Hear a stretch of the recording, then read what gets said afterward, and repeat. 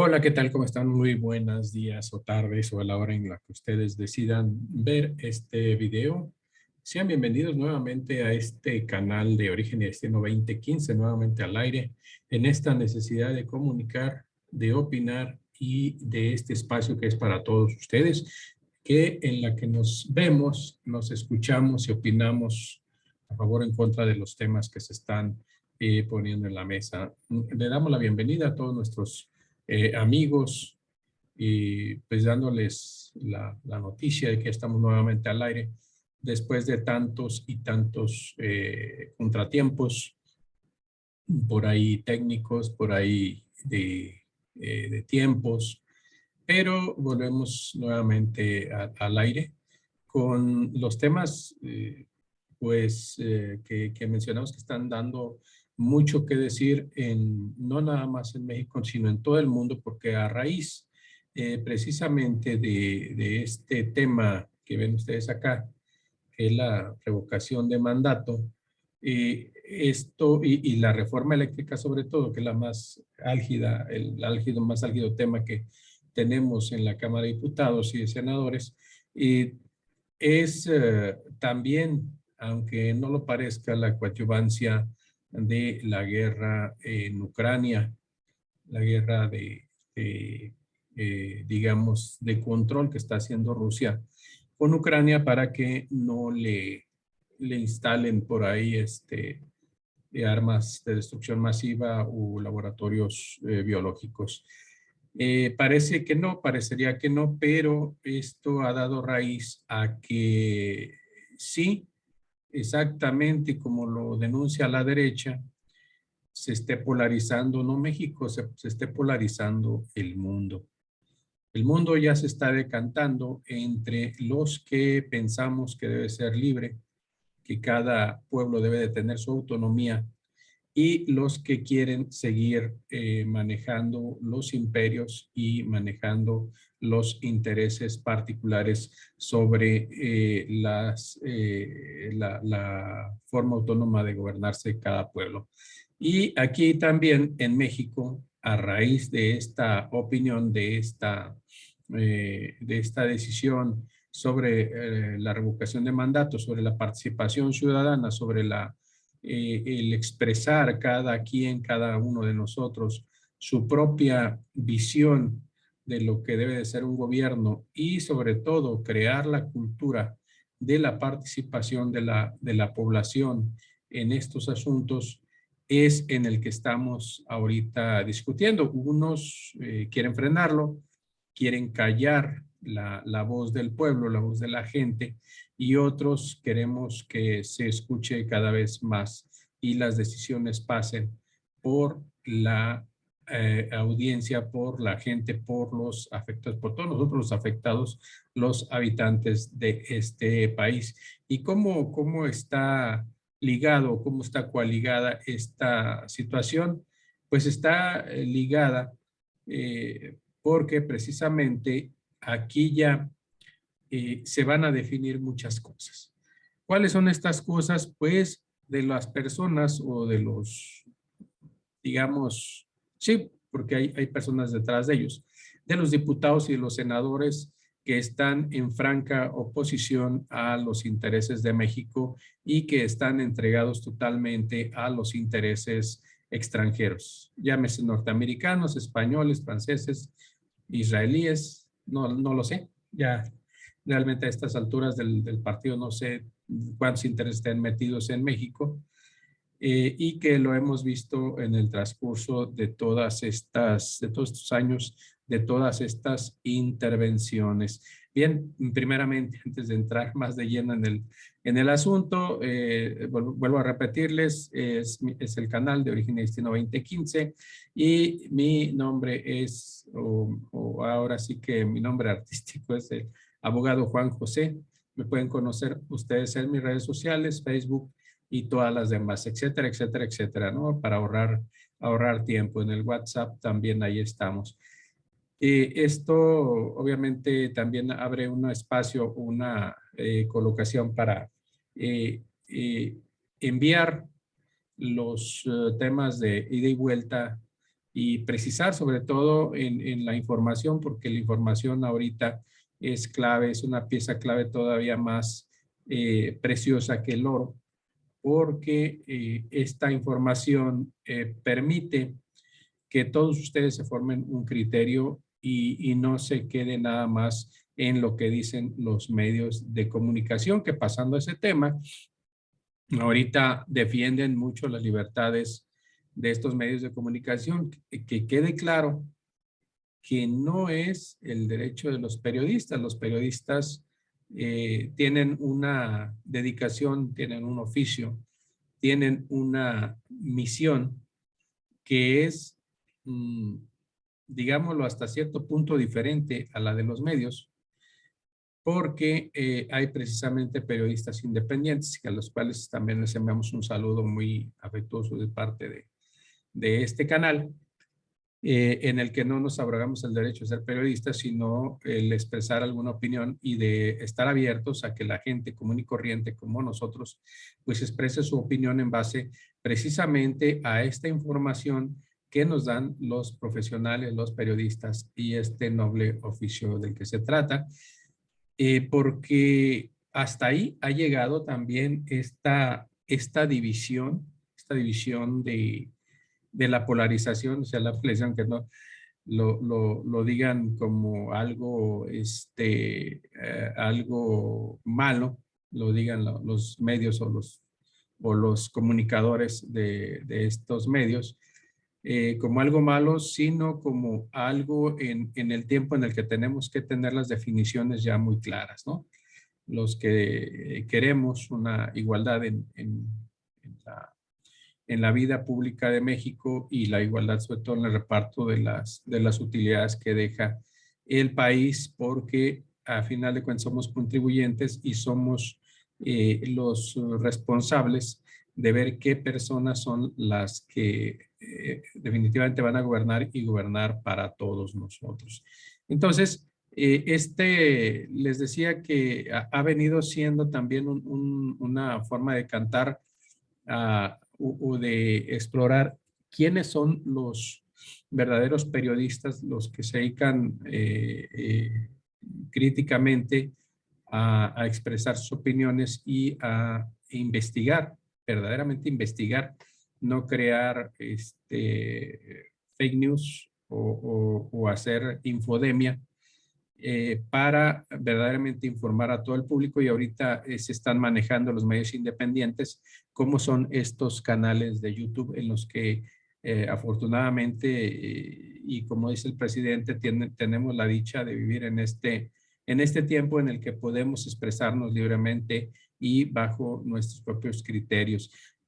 Y también con las propias expresiones, y se valga la manera, porque hay también periodistas que lo hacen muy explícitamente y se vale porque ahorita todo mundo lo hace explícitamente. Hablando pues nada más y nada menos de estos portales como es Sin Embargo, como es Rompevientos, como es Sin Censura, como son Nacho y Mauricio Rodríguez, como así han nacido más y más y más, perdón por los que no menciono, porque son muchísimos, y han surgido precisamente dándole voz a la gente que no tenía voz anteriormente, porque actualmente ni antes ni actualmente existía el derecho a réplica por parte de estos medios oficiales, que eran oficialistas en aquel momento y que ahora son medios de comunicación dominantes en todo el mundo.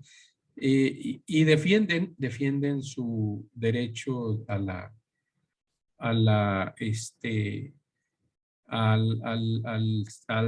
derecho periodístico, digamos, al decir que son periodistas y que solo ellos existen, ¿no? Y la realidad es que no.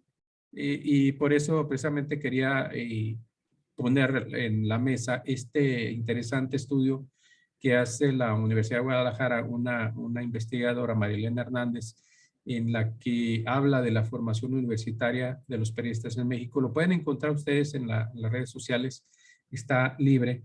Y, y, y hacer el premio de este libro, ella lo enmarca muy claramente y dice que es para reconstruir la trayectoria de la enseñanza del periodismo en México como un antecedente necesario para discutir el tema de la llamada profesionalización, y aquí lo remarca muy claramente, porque de este oficio, o sea, se pretende supuestamente ser profesionales en un campo en el que nace como un oficio desde las épocas pasadas, ya bastante pasadas, de la humanidad, ¿no? Mediante la descripción de los grandes problemas reconocidos incluso por las propias universidades, se requiere señalar la falta de una definición de la sociedad mexicana frente al periodismo, a las funciones que debe de cumplir y el perfil deseable del periodista formado en la universidad. O sea, estos son perfiles no creados, no estudiados categóricamente por las universidades, sino determinado por los patrones, es decir, los medios de comunicación.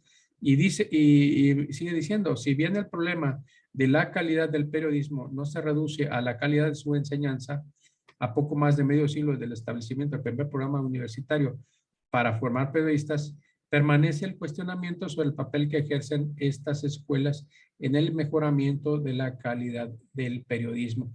Y aquí fíjense, vamos a desarrollar el tema, cuando vamos a saltar algunos párrafos, ustedes lo pueden, como le digo, pues lo pueden descargar y lo pueden ver en su programa, en su computadora. Eh, y, y aquí precisamente la enseñanza la abordan de esta manera. Dicen que para ejercer el periodismo en México no se necesita una acreditación formal de que se es periodista. Fíjense el señalamiento tan categórico. Ni un título universitario en específico del campo del periodismo o de la comunicación social. Si bien es cierto que en la actualidad se retiene el registro de al menos 240 programas de formación universitaria relacionados con el campo, pero les hago la mención. Este estudio se hizo en el 2014, me parece. Déjenme ver, estoy cierto. No, perdón, en el 2004. Ya tiene cierto tiempo y ya no son las 240 programas, que ya deben de ser más. Han crecido las universidades, varias de ellas de paga. Y dice que son malos medios que prefieren contratar a egresados o estudiantes universitarios. A ver, perdón, volvemos a lo mismo. Si bien es cierto que en la actualidad se tiene registro de al menos 240 programas de formación universitaria relacionados con el campo de la comunicación y que cada vez son más los medios que prefieren contratar a egresados estudiantes universitarios de estas carreras. No hay exigencias institucionales que impidan a personas con otro tipo de formación trabajar para las redacciones de los medios informativos. Incluso en muchas ocasiones los directivos de los medios prefieren contratar a gente que no haya agente, prefieren contratar, y fíjense la importancia de esto, por eso tenemos el periodismo que tenemos o la información que tenemos, prefieren contratar a gente que no haya estudiado en comunicación o periodismo, ¿sí? Durante la primera décadas del periodismo comercial en México, los periodistas aprendieron el oficio ejerciéndolo y algunos lo legitimaron como periodistas de referencia, bien por la influencia que adquirieron en sus roces con las esferas del poder o por el estilo crítico y su vigilancia de los poderosos. De muy pocos periodistas se puede decir que hicieron escuela. Entonces, podemos concluir en esto que el periodista nace o se hace, ¿no? O sea, aquí la misma disyuntiva de todos los profesiones o de los oficios nacen o se hacen. La enseñanza formal del periodismo en México se inició antes de la Segunda Guerra Mundial, con una escuela patrocinada por la Universidad Femenina. Sin embargo, tal oferta no tuvo peso ni aceptación, por lo que se le considera que la primera escuela reconocida del periodismo en México fue la Carlos Septién García, que existe hasta nuestros días y que se fundó en la Ciudad de México en 1948, después de 1948. O sea, esa es la antigüedad que tenemos de las escuelas con el nombre de un periodista, quien no era de este periodista en la escuela, pero sí se funda a su nombre. Después de la Carlos Septién, la Universidad Nacional Autónoma de México abrió en 1951 una licenciatura en periodismo adscrita a la Facultad de Ciencias Políticas y Sociales. Y en 1954 nació la Escuela de Periodismo de la Universidad Veracruzana. La cronología de las escuelas pioneras del periodismo en México es así de breve.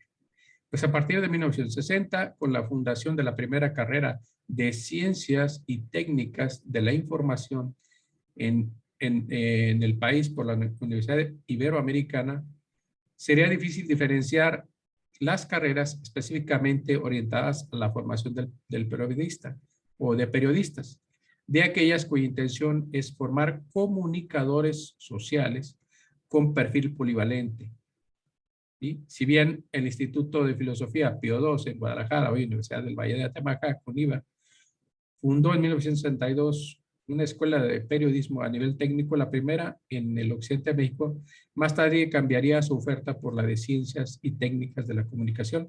Lo mismo ocurrirá con las carreras de periodismo de la Universidad Veracruzana y la Carlos Luna Veracruzana, perdón. Carlos Luna sostiene que la carrera de las Ciencias de la Comunicación de la Universidad Iberoamericana se funda en el país, un nuevo modo de entender y de enfrentar educativamente las exigencias y posibilidades de comunicación de la sociedad.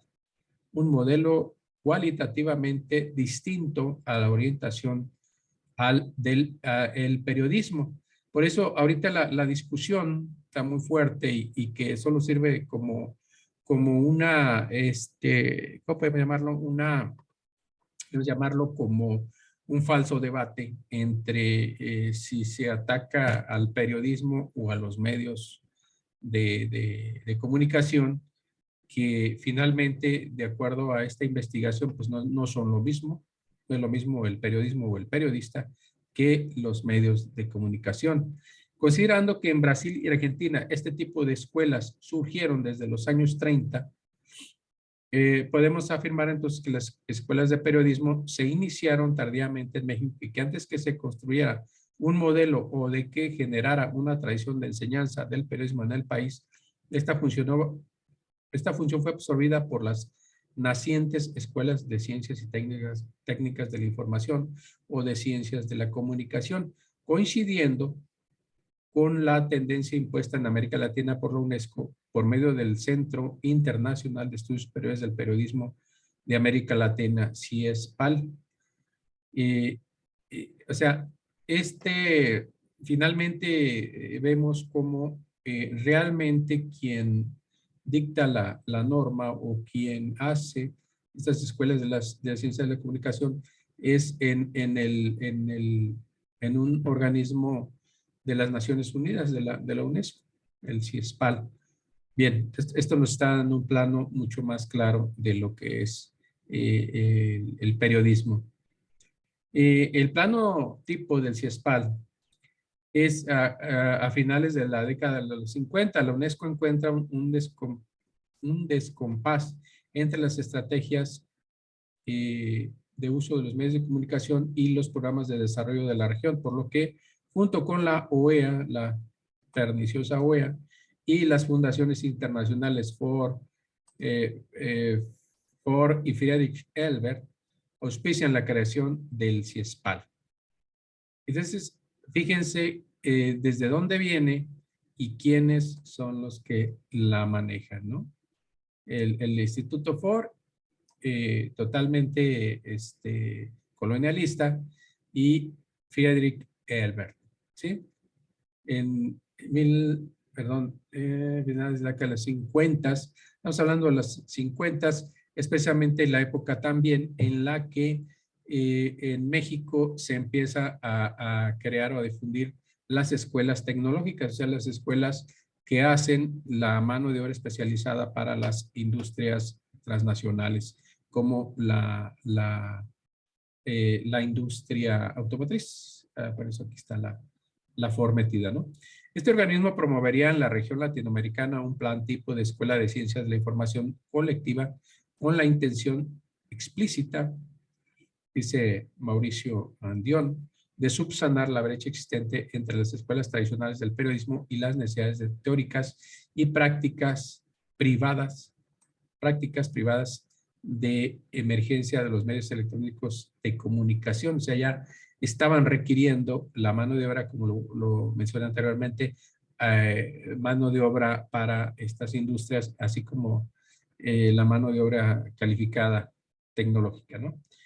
Marqués de Modelo afirma que su plan tipo propuesto en 1964, el CIESPAL empujó a las escuelas latinoamericanas de periodismo y comunicación a un callejón sin salida, con su concepción del profesional polivalente, que amalgamaba en su currículum diversos conocimientos técnicos para que el manejo de los media o de los media, con la concepción positivista de la teoría de la comunicación.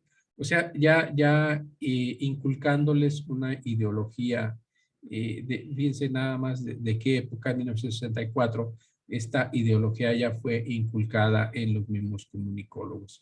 La equivalencia del CIESPAL, dice en su momento Marqués de Melo, fue idealizar un modelo de formación apropiado para pequeñas comunidades, principalmente rurales, donde la sociedad requería un profesional habilitado para ejercer múltiples y diversas tareas comunicativas. Estimular su implantación en forma indiscriminada en todo el continente significó un retroceso.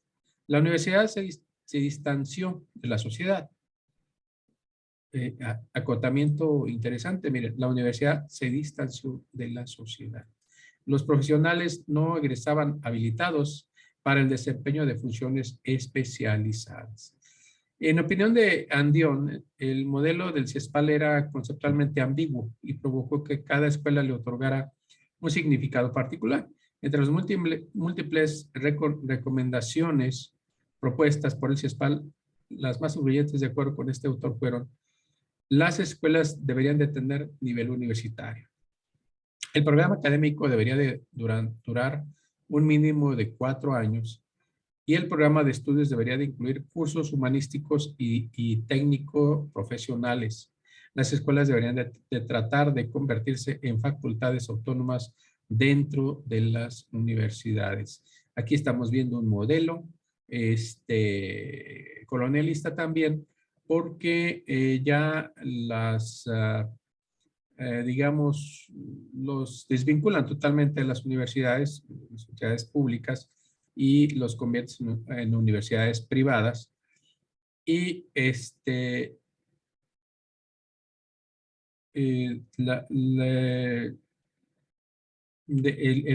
panorama está dictado por un organismo que no es la Secretaría de Educación Pública, que para aquel tiempo ya existía totalmente.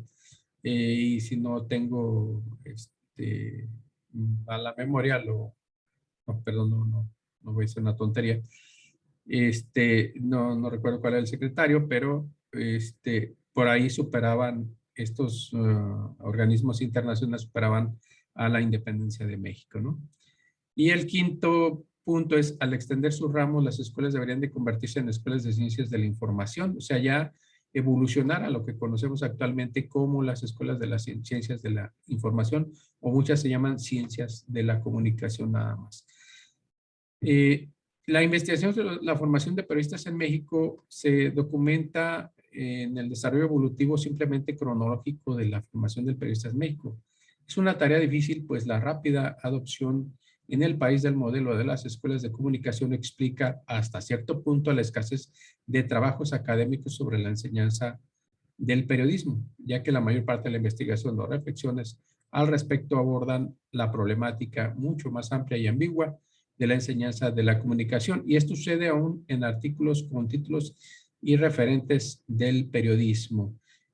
Aquí, ahora nos damos cuenta de la raíz de esto, de la infodemia y de la manipulación, porque en realidad la capacitación de el pseudo periodista está dada por otros antecedentes y no exactamente por el periodismo. El único documento que ha hecho mayor hincapié en el tema de manera específica es el de José Valdivia, la formación de periodistas en América Latina, México, Chile, Costa Rica, escrito en 1981 y auspiciado por el Centro de Estudios Económicos y Sociales del Tercer Mundo, el CESTEM, por la Federación Latinoamericana de Periodistas, FELAP. El libro aparece con el contexto de la discusión sobre el nuevo orden informativo internacional, eso es 1981, recordemos la fecha, porque aparece ahí el nacimiento precisamente de la globalización y recordemos que aquí nace la globalización y nace también los inicios o los atisbos ya anteriormente escudriñados por investigadores del neoliberalismo o del capitalismo salvaje, que ya en aquel tiempo no se llamaba de esa manera, sino el capitalismo salvaje, ¿no? El libro aparece en el contexto de la discusión sobre el nuevo orden informativo internacional y del debate sobre el reglamento del derecho a la información como parte de la reforma política impulsada por el presidente José López Portillo. Entonces aquí estoy en lo correcto y sí lo llamo yo que es una intervención hacia la soberanía nacional porque existía un secretario de de Educación, Jesús Reyes Aroles, que decía que no sabía en dónde, si hacían los libros de texto en México o si eran elaborados por la CIA, ¿no? Y eso es público y notorio, lo pueden ustedes encontrar en algún medio de aquella época. Y aquí el nuevo orden internacional es el que está aplicando actualmente en la comunicación porque en esta guerra que estamos viendo o viviendo en este periodo, los medios de comunicación se cierran para algunos y se quedan abiertos y totalmente impunes hacia otros, ¿no? Bien, continuamos. Inevitablemente el análisis de Valdivia se apoya también en las escuelas de comunicación existentes hasta entonces. La parte central relacionada con la enseñanza del periodismo, señora Carlos Luna, es el reporte de una encuesta aplicada a 21 instituciones educativas. Sin embargo, concluye este autor, el análisis de Valdivia sobre el plan de estudio y los antecedentes de las escuelas traducido en modelos de carrera poco informa sobre la calidad de la enseñanza de las mismas. Ahí la cosa era sacar profesionistas en este ramo, ¿no? O sea, como diera lugar. El trabajo de José Valdivia fue muy criticado en el medio académico mexicano por la ligereza de algunas afirmaciones, la clasificación de la información sobre las bases insuficientes, la falta de matices en las consultas. Fíjense cómo esta crítica es una crítica ya actualizada en lo que es la infodemia, ¿no? O sea, todavía el concepto no estaba acuñado, pero aquí ya empezó la infodemia por medio de las publicaciones. Y por un cierto prejuicio en contra de las universidades privadas, sostiene Luna. No obstante, algunas de las afirmaciones de Valdivia en su estudio sobre la enseñanza del periodismo en México parecen válidas si se considera la mirada de otros investigadores. Afirmaciones que se expondrán en el apartado. La problemática eterna de las escuelas de comunicación. Y aquí ya entramos en una fase de las escuelas de comunicación, hablando ya en particular de algunas de ellas, y vamos a saltar alguna parte. Pero bueno, es importante. Por lo anterior, hablar de la formación de periodistas en México nos remite necesariamente a la discusión acerca de la formación de comunicadores. Y por ello es pertinente dar algunos datos sobre las escuelas de comunicación en el país, aunque sin entrar en las características de los currícula ni analizar en forma exhaustiva la problemática más amplia de las escuelas. Fíjense, todavía, aún así que este estudio es completo, no está totalmente profundizado, quiere decir que la discusión está todavía abierta. Y en su origen, la enseñanza de la comunicación en México estuvo centrada en el periodismo escrito. A partir de la apertura de la carrera de Ciencias de la Comunicación de la UIA, que suponía un modelo académico más amplio que el de la prensa escrita. El desarrollo de la carrera en México toma esta tendencia. Incluso dos de tres escuelas de periodismo preexistentes se sumarían más tarde a este modelo de la UNAM y de la Universidad Veracruzana, amplian su currícula para dar cabida a los medios electrónicos. O sea, cambian su enfoque, inclusive las universidades públicas, a hacerlo más como ciencias de la comunicación, ¿no? Y no como periodismo. Para los estudios del fenómeno, para los estudiosos del fenómeno, el surgimiento y desarrollo de las escuelas de comunicación en México y en América Latina se explica como la respuesta natural del sector educativo a la introducción en el continente de las nuevas tecnologías de comunicación, para lo cual tuvieron que aceptar la intervención del CIESPAL, cuyo objetivo, como el mismo organismo lo subrayara, era llenar el vacío existente entre las escuelas de periodismo y el boom de los medios electrónicos, como siempre planeando sobre el momento, ¿no? O sea, ahora sí, como dicen vulgarmente, con los dedos en la puerta, ¿no? En el mismo sentido, Fátima Fernández afirma que el surgimiento de las escuelas de comunicación en América Latina coincide con el advenimiento del invento de la televisión durante la década de los 50 y agrega que la televisión ha sido el medio de difusión que más preocupación ha despertado entre los educadores y el que más ha influido en la creación de escuelas de comunicación. Al menos esa lectura puede hacerse en los tiempos en que comienza a proliferar la pantalla en las casas y los estudios de comunicación en las universidades. Fíjense desde qué momento ya se advierte de esta influencia de la televisión en el ánimo y en el ámbito de las naciones, ¿no? Y de los, sobre todo de los habitantes. El crecimiento desmesurado de las escuelas de comunicación, y aquí este tema está vigente, es muy actual y sigue habiendo más, ¿no? Al empezar la década de los 50, había en América Latina 3 escuelas dedicadas a la formación de especialistas para los medios de comunicación. De ellas, solo la Escuela de Periodismo Carlos Septién García se ubica en México. Solo es curioso. Hacia 1960 eran alrededor de 35. Vuelvo a aclarar que este estudio es del 2004, que definitivamente pues, va a haber más, ¿verdad? Pero en esa referencia, hacia el 1960 eran alrededor de 35 escuelas en la región latinoamericana, que era una cantidad pues, verdaderamente baja, ¿no?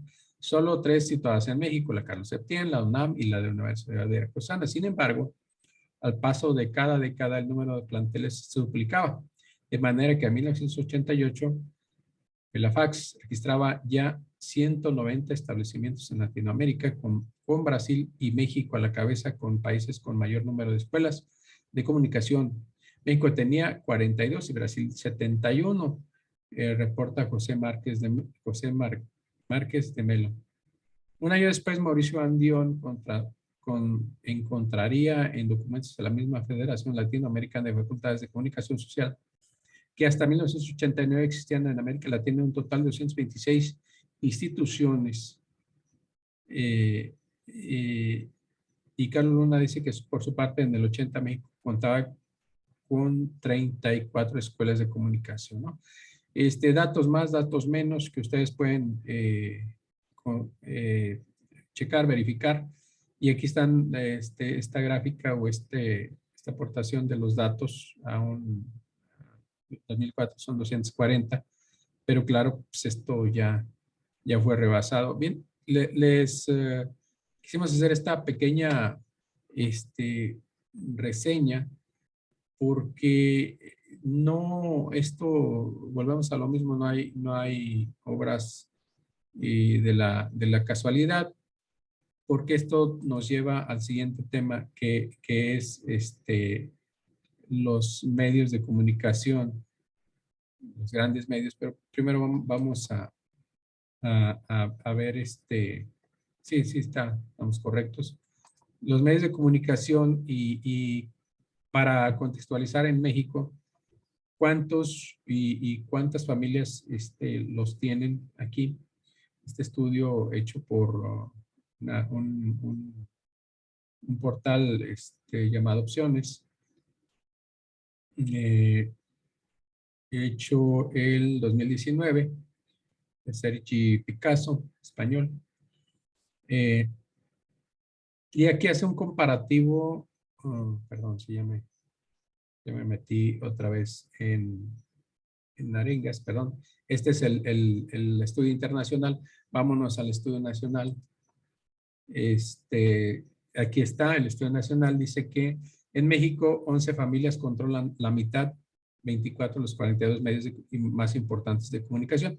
Hablemos esto de un estudio hecho, perdón, en fecha, pero va a ser un estudio reciente. Sí, es el CEN, Consejo Nacional de Comunicación Social, y Reporteros Sin Fronteras. Sí, este estudio está muy profesional. Reporteros Sin Fronteras es una agrupación bastante acreditada. Y dice que en México 24 son propietarios de los medios más importantes con las mayores audiencias y además reciben la mitad del presupuesto de la publicidad oficial. Esto era cuando se les daba presupuesto por parte de los personajes en el poder. Ahora ya no, o ya no en esas cantidades. Y 6 de 8 televisoras, 6 de 8 televisoras pertenecen a estas familias. 6 de 11 radiodifusoras. Fíjense nada más, está totalmente copado, porque todavía son propietarios. 6 de 8 televisoras, 6 de 11 radiodifusoras, hablando de un comparativo. 6 de 13 sitios online y 6 de 10 periódicos impresos forman parte de corporativos que forjaron sus fortunas el siglo pasado. O sea, hablando de estos personajes, pues son los que se formaron en el antiguo régimen priista, ¿no? Por decir algo, pues fueron los que gobernaron hasta parte del siglo pasado, ¿no? Más de la mitad de los canales de televisión, programas de radio y diarios, impresos, reproducen los enfoques noticiosos de élites ligadas tradicionalmente con el poder político. Aquí está la clave de todo. Digo, no es no estamos descubriendo el hilo negro, pero aquí ya este estudio lo ratifica. Puede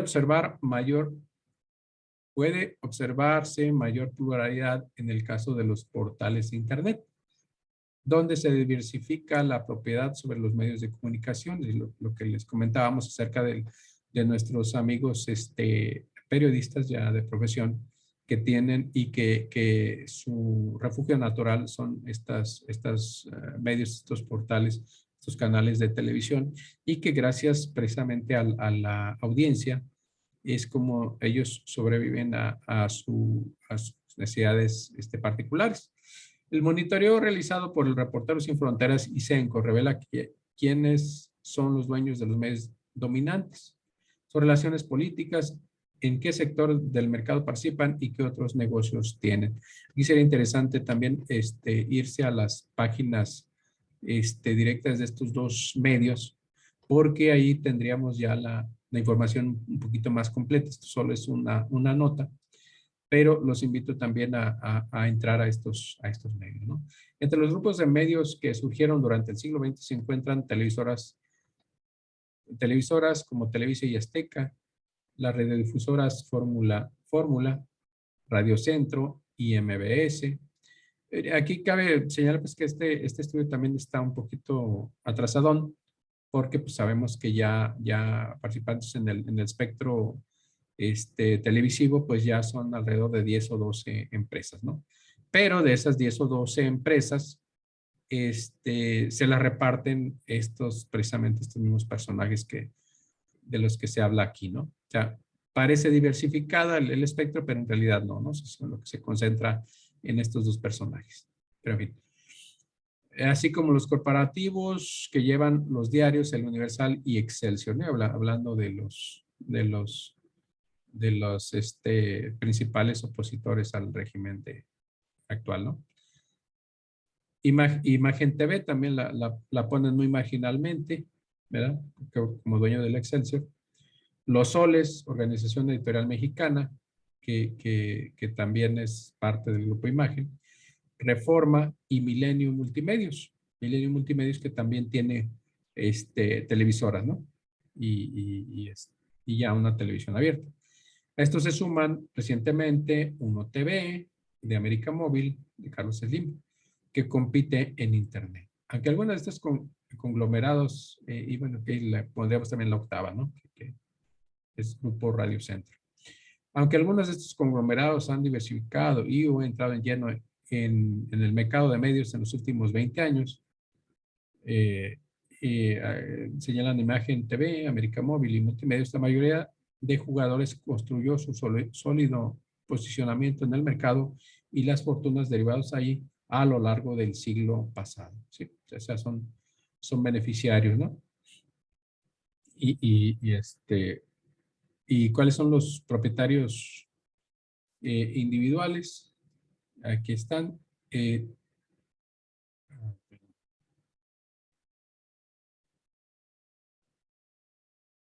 Sí, aquí están los personajes, como ustedes lo pueden ver. Son los principales personajes propietarios de medios de comunicación, ¿no? Aquí están los Ortiz Ili Ortiz, perdón. Y en vivo y a todo color, ¿no? Y si vemos, si analizamos cada uno de estos propietarios, son, no todos, sí, pero la gran mayoría son los medios que apoyan o que están detrás de los grupos opositores y grupos políticos en México, ¿no? Aquí pues lo descartamos porque ya no entran dentro de esta, de este, mm, de este espectro el gobierno de México. Pero aquí vemos también los principales hombres de negocios en México. O sea que precisamente su canal, su escaparate para anunciar sus propios productos o para controlar la opinión pública de México, ¿no? Es una, digámoslo, este, pues sí, un escaparate, ¿no? Digámoslo así. Y aquí están los principales medios informativos que componen estas cadenas y los propietarios, pues, son los que manejan estas compañías, ¿no?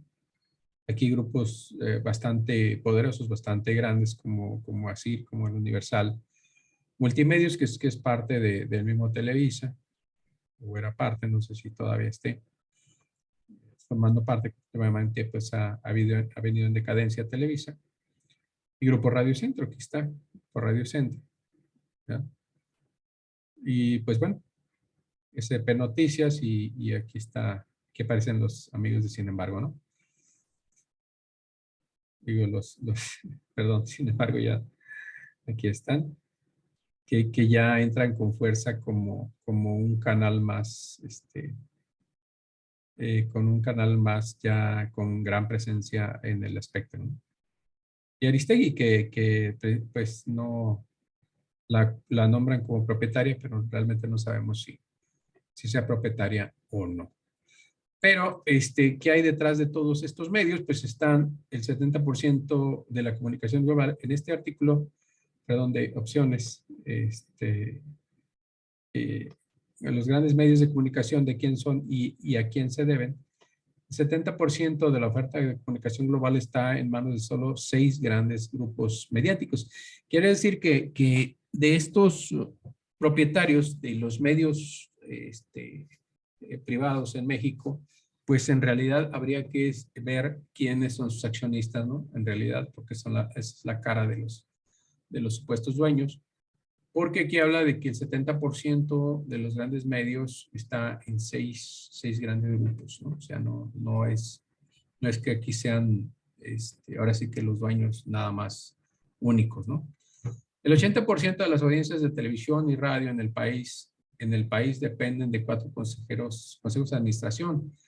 Aquí estamos hablando, este es un artículo español que se publica en el 19, diciembre del 2019, y habla en particular de una situación en Cataluña. Dice que pues presume que en Cataluña pues la televisión es independiente, ¿no? O sea, hay una independencia le vamos a creer, digo, no estamos para entrar en esa polémica porque pues, no es nuestra intención, pero sí esta parte que es muy importante. ¿Quiénes son los 6 grupos que controlan el 70% del negocio global? Que aquí la tendencia, y tal como dice este artículo, es a concentrar toda esta situación. Y dice que los grandes conglomerados mediáticos del planeta están, según se ve en una tendencia que ya empezó en los 90, concentrados cada vez más en pocas manos. Los 6 grandes conglomerados transnacionales, aunque todos tienen una sede en Estados Unidos, y aquí está el dato importante. Volvemos otra vez a los bloqueos informativos. Pues aquí está la realidad de las cosas. ¿Quiénes son los dueños de los medios de información en el mundo? Pues son los norteamericanos, ¿no? Los conglomerados norteamericanos. Y aquí está, pues simplemente son Time Warner, Disney, News Corp, recientemente fusionada con 20th Century Fox, NBC, Universal, Viacom y CBS. ¿Sí? Estas últimas se podrían volver a fusionar, o sea, Universal, Viacom, NBC, Universal, Viacom, CBS, podrían fusionarse estas 3. Entonces concentrarían más aún el poder mediático, ¿sí? Por eso no dudemos que también controlen las plataformas grandes como Google, como Facebook, como todas las plataformas, ¿no? Porque les controlan el gran poder universal. Y atrás de ellos, ¿qué hay? Este artículo no se los puse en pantalla, no se va a poner en pantalla, no lo tengo en la realidad. Atrás de ellos están precisamente los grandes corporativos financieros. O sea, en realidad, atrás de toda esta cara noticiosa, informativa, están los grandes poderes financieros del mundo. Lo que estamos viendo ahorita en la guerra de Rusia y Ucrania, en la que realmente la guerra abierta de Estados Unidos es económica contra Rusia y el pretexto se llama Ucrania. Bien, continuamos y decimos que un informe de Reporteros Sin Fronteras, vemos aquí, fíjense qué importancia tiene esta asociación. Denunciaba que si en los 80 había 50 grandes empresas en los Estados Unidos que controlaban el 90% del sector, en la actualidad esta cantidad se ha reducido a 6. Porque precisamente estos grandes conglomerados tenían diversificación de estaciones, ¿no? O sea, aparentar pues la competencia. Y ahora pues ya se descaran, se dicen, pues nosotros somos realmente los propietarios, ¿no? Los 6 supergigantes de la comunicación controlan el 70% del negocio en todo el planeta. Ojo con no quiero spoilear a Nacho. Ojo con el dato. ¿Sí? Son propietarios de 1,500 periódicos, 1,100 revistas, 2,400 editoriales, 9,000 emisoras de la radio, 1,500 canales de televisión. Ellos son los que deciden qué tenemos que ver en la televisión, cuál es la agenda y qué tema es noticia, que el resto. Denuncia Jesús González Pasos en el libro Medios de Comunicación al servicio de quién. Y entonces vemos, ahora nos explicamos que la agenda que trae la oposición, la derecha, en particular el PAN, pues no viene dada por el partido en realidad, sino viene dada por estos grandes consorcios, estos grandes medios que ahora con este enfrentamiento que tienen los legisladores europeos el Pentágono y el embajador de los Estados Unidos, pues cantan la misma canción o hablan el mismo idioma que la oposición. Por lo tanto, la oposición pues no representa a México, sino que está representando estos intereses. Hablando de todos, te digo, aquí finalmente el que los está juntando y es el director de orquesta, aquí es Claudia X González, que responde a estos intereses. Y, o sea, hagamos el análisis de introspección para evaluar esta información, ¿no? Uno de los grandes magnates de la comunicación global es Rupert Murdoch, el dueño de News Corp, que extiende su negocio desde Australia, como el Herald Sun de Australia, hasta los Estados Unidos, como Fox News, Wall Street Journal. Dice nada más, aquí están los principales voceros de los Estados Unidos y sobre todo de la Casa Blanca, o New York Post. ¿Verdad? Solo le faltó el New York Times, que también está por ahí en medio enturbiadito, ¿no? Pasando por el Reino Unido, como BS Skype, The Sun, bien sé como periódico The Sun y Times, dos revistas muy importantes, pues ya están controladas desde acá, desde Wall Street, ¿no? Desde los portales financieros. Continuamos. En Europa, según la misma investigación elaborada por González Pasos, los grandes grupos multimedia son hoy el alemán Bertelsmann, la británica BBC, los franceses Vivendi y Lagardère, el italiano Mediaset, fundado por Silvio Berlusconi, de muy grata memoria en Italia, o el español Prisa. Aquí está el dato, ¿no? El español Prisa, que ya tiene metidas las patas aquí en México con Televisa Radio, ¿no? Y en América Latina destacan 4 grandes grupos conglomerados más: Televisa en México, Globo en Brasil, Clarín en Argentina y el grupo Cisneros en Venezuela, además de los intereses que empresas españolas de comunicación como Prisa, ¿no? O sea, aquí ya como que se ve más claramente el panorama, ¿no? Pues de dónde viene la desinformación o el ataque mediático. En la era de la revolución tecnológica también han entrado en el mercado mediático, sobre todo el audiovisual, los gigantes de la Internet como Google, que compró el principal canal de video del mundo, YouTube, por $1.300 millones en 2006. Facebook, que ha adquirido WhatsApp e Instagram, Apple, que han hecho una enorme apuesta por televisión en línea a la carta para competir con Netflix y HBO.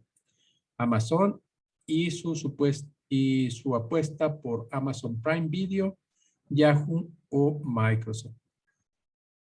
Y así están concentrándose, ¿no? Cada vez más los medios de comunicación. Salvar los medios de comunicación, a los medios de comunicación de Julia Cage es la obra de referencia de los últimos años. Hay que consultar estos datos, son muy importantes. Esto que se abre nuevamente la verdad y la investigación se abre nuevamente a los ojos de la gente, de nosotros, de la gente común y corriente, de la de a pie. Y dice que es la obra de referencia de los últimos años sobre la crisis de los medios. Cage todavía señala una tendencia más reciente. Hay un auge de la compra de medios de comunicación históricos por la parte de multimillonarios. Aquí está lo que les comentaba yo en un principio. A menudo del ámbito de los nuevos ricos globales del mundo tecnológico o del sector financiero. Destacan los casos de Jeff Bezos, fundador de Amazon, comprado en 2013 Washington Post. Aquí está. Entonces, ¿quién está detrás del Washington Post? ¿No? Jeff Bezos. Por $250 millones. El de John Henry, inversor y propietario del equipo de béisbol Red Sox, que adquirió a Boston Globe por $70 millones. O el de Warren Buffett, que a través de su holding, Berkshire Hathaway, ha multiplicado las adquisiciones de los últimos años. Solo en el 2012 compró 63 periódicos del grupo Media General. O sea, los más ricos del mundo y también tienen el criterio único en el mundo. Paradójicamente o no, también se están produciendo inversiones de millonarios para impulsar nuevos medios de comunicación críticos con el poder político. El fundador de eBay, Pierre Omidyar, ha invertido casi 250 millones de dólares en la creación de First Look Media, una operación híbrida que combina una redacción sin ánimo de lucro y una empresa de tecnología con ánimo de lucro, y que cuenta con periodistas como Glenn Greenwald, lo desconozco totalmente, conocido por haber publicado en su caso, en el caso Snowden. Ok. Conocido por haber publicado el caso Snowden. Fíjense qué interesante. Y el medio del periodismo de investigación y en el medio de periodismo de investigación de Intercept, una de las grandes fortunas francesas, Xavier Niel, es coaccionista de Le Monde y Le Nouveau Observateur, y también ha invertido en el medio independiente de izquierdas Mediapart.